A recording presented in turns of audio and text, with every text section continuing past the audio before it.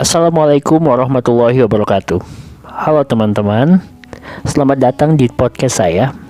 Pertama-tama, saya ingin sekali mengatakan kata-kata sebagaimana yang sering dikatakan para content creator lain saat memulai opening dalam kontennya, yaitu jangan lupa subscribe, like, share, dan komen agar saya lebih bersemangat lagi dalam membuat konten-konten yang bermanfaat ke depannya, insya Allah. Oh ya, sebelum kita masuk lebih jauh, kita belum kenalan. Kenalkan, nama saya Muhammad Yudiansyah. Saya adalah peserta Latsar Kementerian Agama tahun 2022. Kenapa saya berkata demikian? Karena sesungguhnya podcast saya pada hari ini saya buat untuk memenuhi tugas saya, yaitu saya mendapat tugas untuk membuat learning journal, di mana saya harus menceritakan tentang daily life atau daily in my life sebagai peserta Latsar Kementerian Agama tahun 2022. Dan tanpa harus berlama-lama lagi, ayo kita mulai masuk ke dalam ceritanya. Oke, kegiatan kita dimulai dengan briefing pagi, di mana kami para peserta Latsar Kementerian Agama tahun 2022 dikumpulkan dalam sebuah room Zoom meeting untuk selanjutnya dibagi menjadi 2 angkatan, yaitu angkatan 1 dan angkatan 2.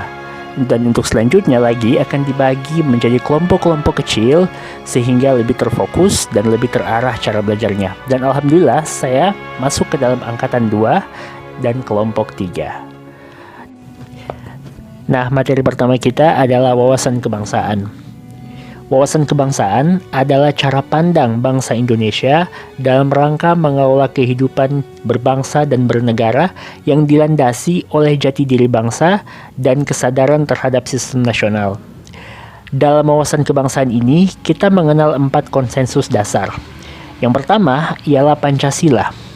Pancasila adalah landasan yang kokoh dan tegak dalam negara Kesatuan Republik Indonesia. Pancasila juga berfungsi sebagai bintang pemandu atau laser, sebagai ideologi nasional, sebagai pandangan hidup, sebagai perekat dan pemersatu bangsa, dan sebagai wawasan pokok bangsa Indonesia dalam mencapai cita-cita nasional. Yang kedua adalah Undang-Undang Dasar 1945. Undang-undang itu sendiri adalah landasan konstitusi negara Indonesia, yang merupakan sumber dari segala sumber hukum yang berlaku di Negara Kesatuan Republik Indonesia. Yang ketiga adalah Bhinneka Tunggal Ika. Bhinneka Tunggal Ika merupakan semboyan negara kita. Bhinneka Tunggal Ika artinya berbeda-beda namun tetap satu jua. Seperti yang kita tahu, Indonesia adalah negara yang memiliki banyak sekali perbedaan. Bukan hanya soal agama, namun suku, bahasa, tempat tinggal, bahkan pemikiran, adat istiadat, budaya yang juga banyak sekali perbedaan. Nah, Bhinneka Tunggal Ika ini adalah semboyan yang mengikat kita semua untuk tetap bersatu. Dan yang terakhir adalah NKRI atau Negara Kesatuan Republik Indonesia. Kemudian materi kedua adalah tentang nilai-nilai bela negara. Bela negara adalah tekad, sikap, dan perilaku serta tindakan warga negara, baik secara perseorangan ataupun kolektif, dalam menjaga kedaulatan negara, keutuhan wilayah, dan keselamatan bangsa dan negara yang dijiwai oleh kecintaan kepada NKRI. Yang sikap-sikap tersebut berdasarkan Pancasila, Undang-Undang Dasar 1945, dalam menjamin kelangsungan hidup bangsa dan bernegara dari berbagai ancaman. Menurut Undang-Undang Nomor 23 tahun 2019 tentang pengelolaan sumber daya nasional dan pertahanan negara, Pasal 7 ayat 3, nilai dasar bela negara meliputi yang pertama, cinta tanah air. Yang kedua, sadar berbangsa dan bernegara. Yang ketiga, setia kepada Pancasila dan ideologi negara.